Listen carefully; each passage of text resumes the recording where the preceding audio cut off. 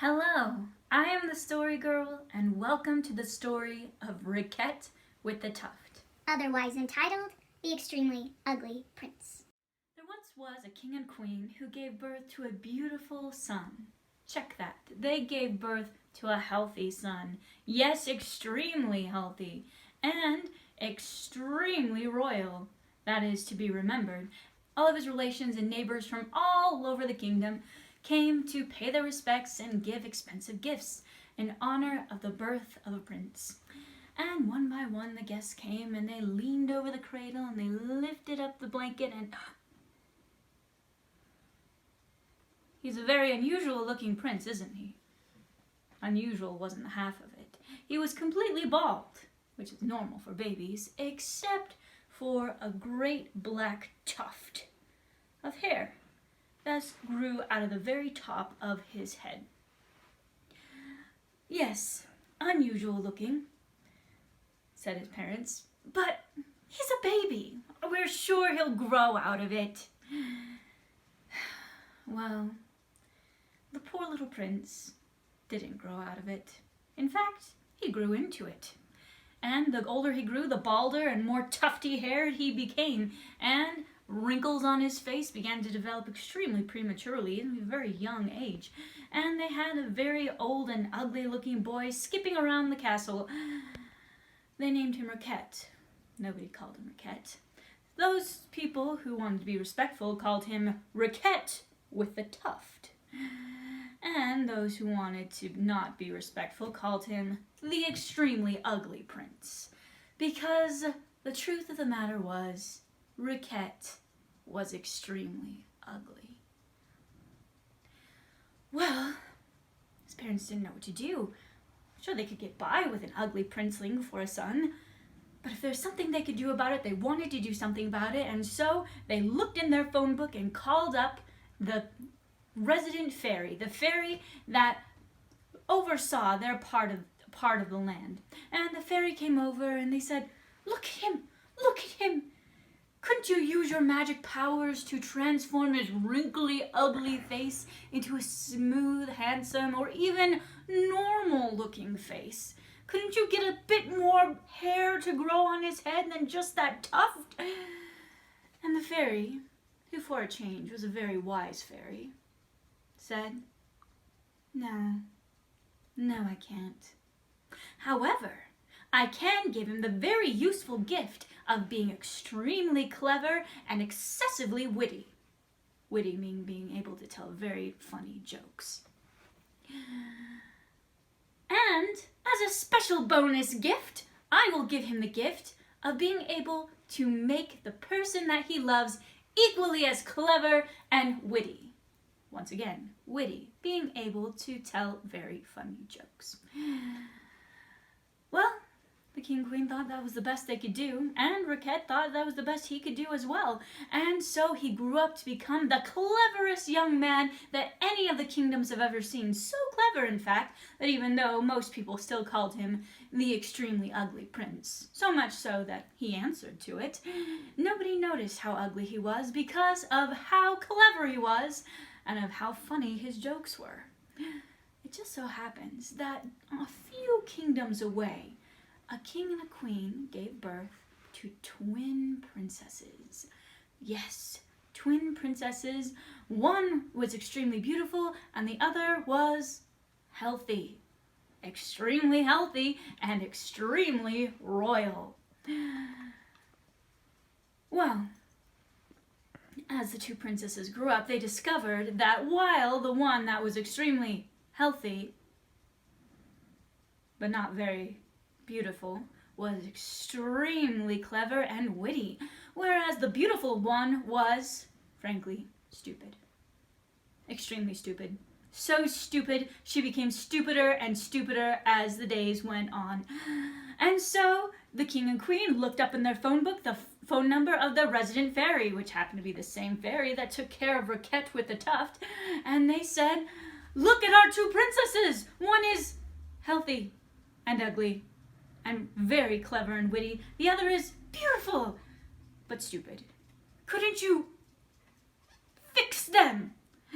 And this fairy, who once again was a very wise fairy for a change, said, "No, I couldn't do that, but I can give the beautiful one a special bonus gift that she will be able to transform the person she loves to be as beautiful as she is. As for the ugly one, the healthy one, she'll be so clever and witty that nobody will notice how ugly she is. It won't be a problem at all." And so the princesses grew up, the clever one becoming more and more clever and getting all the attention from all the young people at court, whereas the beautiful one, people liked to look at her now and then because of how beautiful she was, but they couldn't be around her very often because she had nothing to say and no funny jokes. Well, one day, the beautiful princess was wandering through the forest, being stupid. That's all she could do. Wishing that she could be clever. Oh, I wish I could be as clever as my sister. I'm so stupid, I don't even know what that means. Well, she was walking along when she came upon an extremely ugly person. She took one look at him and said, "My goodness, you are an extremely ugly person." "Yes, I am," said the young man, who was completely bald except for a tuft of hair coming out of his head. "Yes, I am. In fact, I'm a prince. Where I come from, they call me the extremely ugly prince." The beautiful princess did not laugh because she was too stupid to tell when something was a joke and when something was funny. Well, Riquet-with-the-Tuft, which is who the extremely ugly prince was, took one look at this beautiful princess and fell madly in love. And he said, "My beautiful princess, will you agree to marry me 1 year from today?" "Huh?" said the princess. "I'll take that for a yes. And just so you know, when I was very young, I was given the gift of making the person I love as clever as I am. And so, boop, you are now as clever as I am." It was as if a light had popped open inside of the princess's head, and she rushed home and told such a funny joke that people were laughing at it for weeks. She became cleverer and cleverer by the day, so much so that princes and lordlings were flocking from all over the countryside to ask for her hand in marriage. Well, about a year after she had met the extremely ugly prince, she was wandering through the forest, thinking very deep thoughts, but mostly wondering if she should accept a very handsome wedding proposal that she had gotten from a very wealthy, handsome, and clever prince. She wasn't sure if she should accept it or not, when all of a sudden she came upon a very large party riding very handsomely decked out horses, and she called up to one of the servants, Who is all this caravan, all of this pomp and circumstance for?" And they said, "Don't you know? Our lord, the extremely ugly prince, is going to be married today to the beautiful princess of the land." "Oh my goodness," she said. "That's me." And she tittered on back home, and she was fretting. She just then remembered that she had agreed to marry him, and he swept into the ballroom with all of his extremely ugliness, his bald head and wrinkles, and said, "I am here, my lovely one." And she said, "Hi.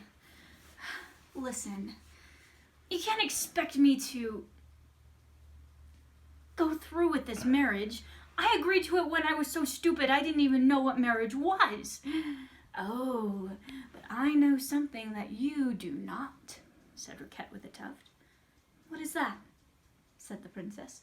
"I know that when you were little, you were given a very special gift by the same fairy who gave me my gift to make you clever. She made you able to make the person you love as beautiful as you are. So, if you don't like the way I look now, even though it's lots of fun being the extremely ugly prince, you can change me to look however you would like." "Oh, well, that changes everything," said the beautiful princess, and she immediately wished for Riquet-with-the-Tuft to become handsome, and his body began to transform, and he had a beautiful head of dark wavy hair and smooth beautiful skin, and the two were married, and the people of the land were happy to have such beautiful and clever rulers. The end.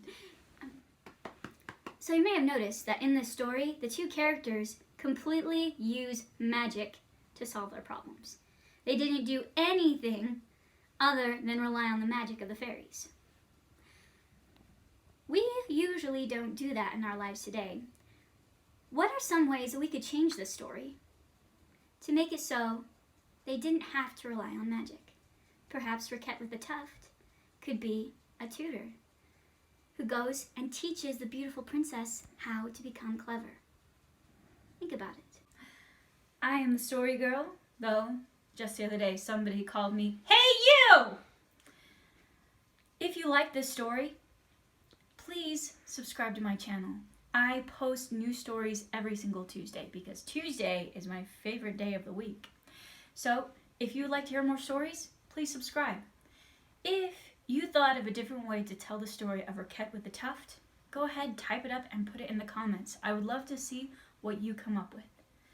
Thank you for joining my world. I'll see you next time.